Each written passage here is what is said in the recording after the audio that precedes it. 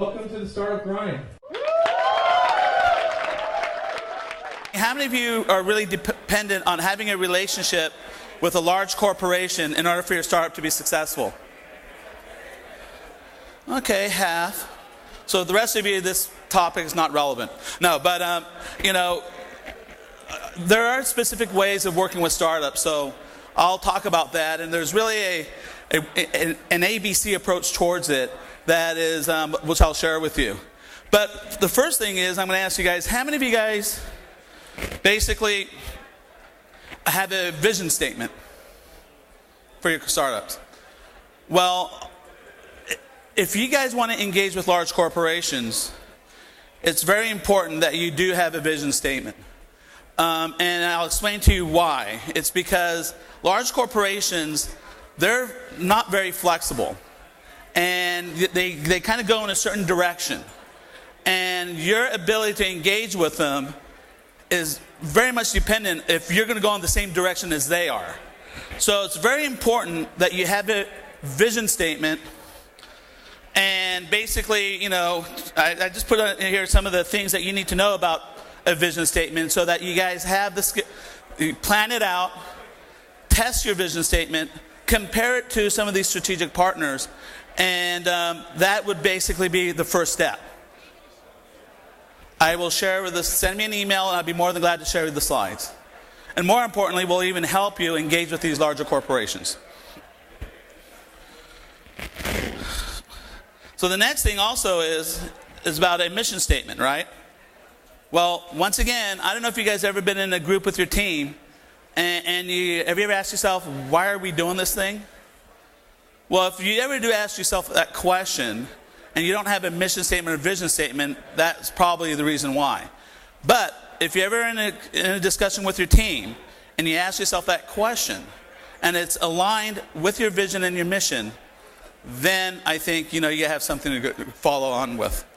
So here are just once again some of the questions you need to ask about your mission statement. I'm not going to go into the details because I only have 10 minutes here, but once again I'll share with it. So why is this important? Because what you're really trying to do with a large corporation is to find what is called strategic concurrence, right? And the best way to establish strategic concurrence is really from a strategic perspective, and the strategy is really defined in their vision and their mission and the things that they call their corporate priorities, right? So the things that are important to that corporation. And if you cannot make a connection there, you're dead on arrival, okay? So that is the reason why, you really need to establish a vision and a mission statement.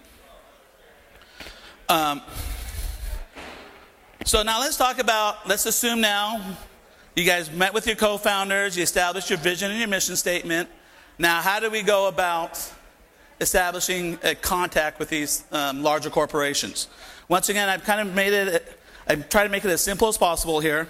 So there's basically 4 building blocks around, kind of managing your business development and your strategic partnerships. And I break it down. And by the way, you don't need a CRM.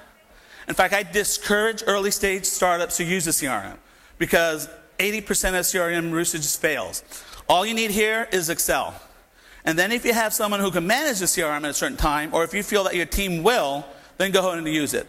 But you don't even need it at that point. I'm sorry, Salesforce and Sugar and all the others out there, SAP especially. So let's talk about those 4 building blocks.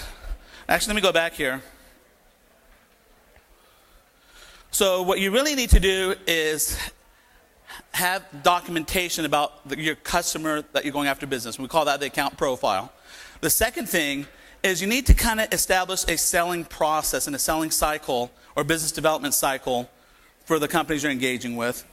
And the third part is you need to have a database of basically being able to, of different resources that you can go to leverage, identifying strategic partners, getting data about those partners, and so forth. And then ultimately, you need to manage that process, right? And we call that the management inspection process. So those are really the 4 key ingredients in basically helping you manage this whole part of your business development process, right? So let's talk about the account profile.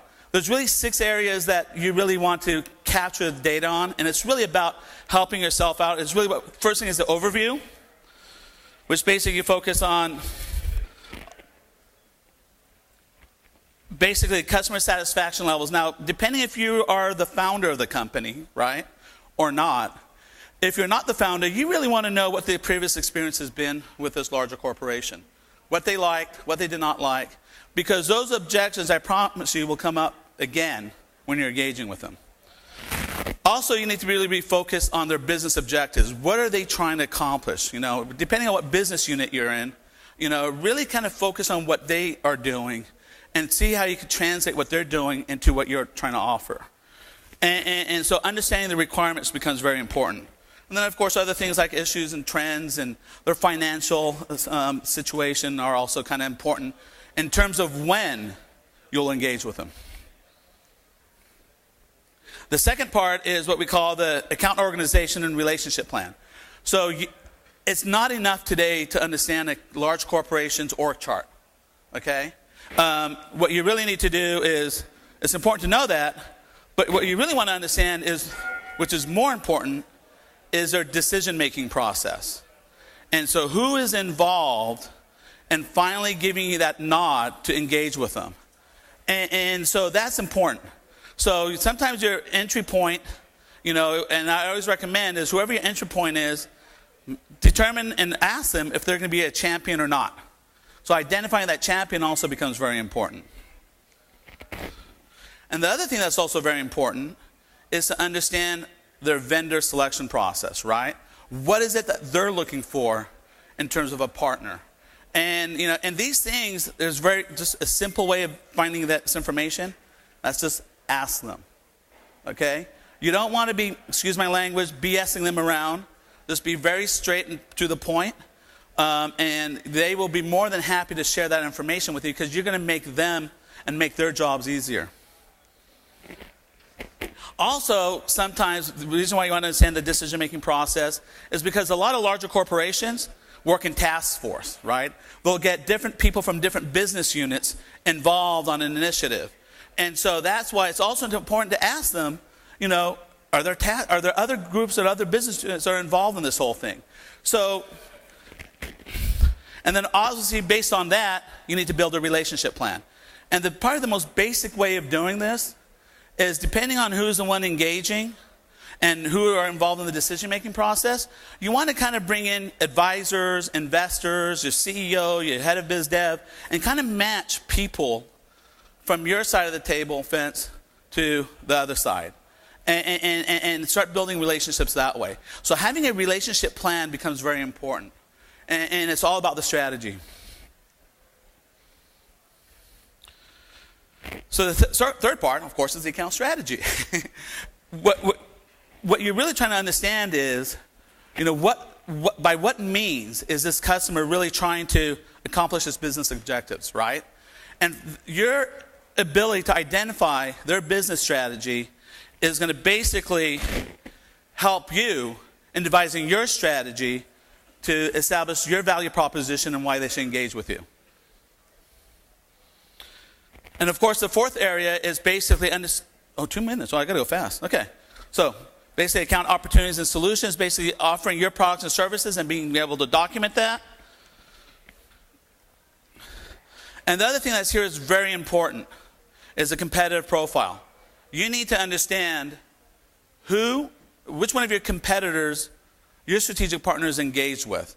And the data you can get from that is really going to be basically give you a lot of feedback and insight as to how to engage with these larger corporations in terms of how long is our contract for? What is the nature of the relationship? How satisfied are they? Those type of information. So don't be afraid about asking about your competition. Ask them what they like about it, who they don't like about it. And basically do active listening.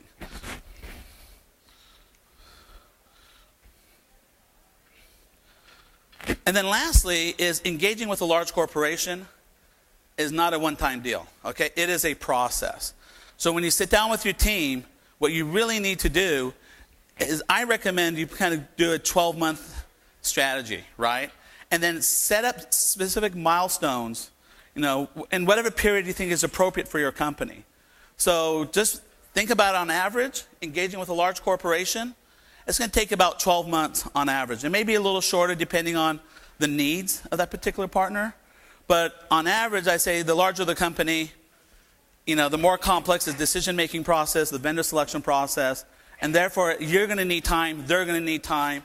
So if there's one thing that I'd recommend, is focusing on the relationships. And make sure you set realistic objectives. Be aggressive, but make sure they're realistic. Okay, so that's on the customer account profile. Now let's talk about this business development process, and I think I only have a minute, so we're going to go through it very quickly.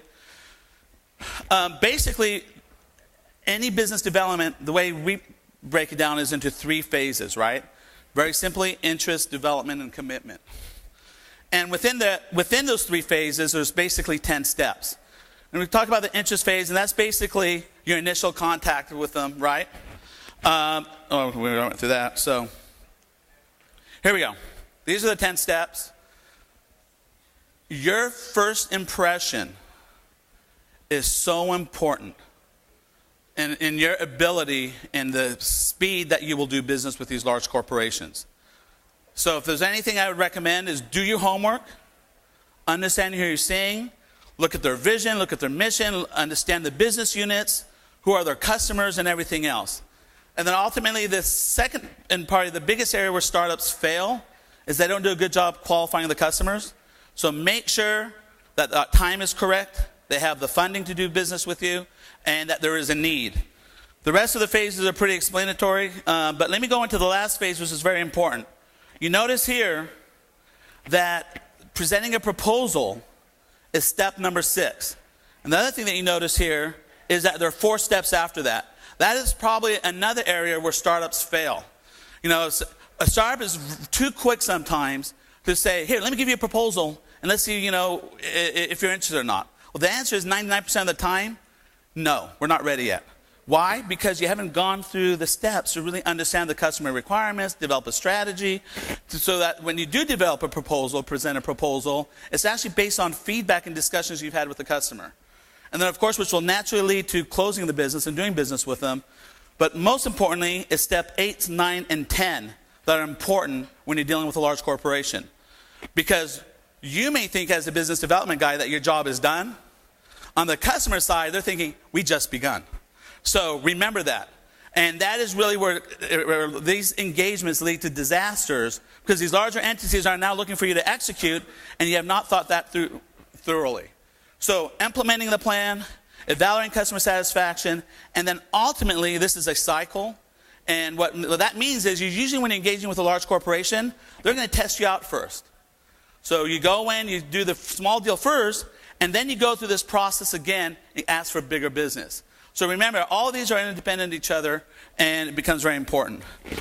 The last part of this basically is management reports. You need to manage this. And by the way, if you guys want any of this information, I will send it to you guys. So we're running short on time. Of course, forecasts and annual business plans, and basically a business development tracking document. I'd be more than glad to share that with you.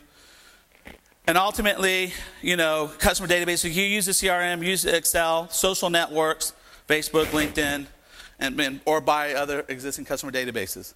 Thank you very much. Sorry we're out of time, but love to help you guys out in any way we can.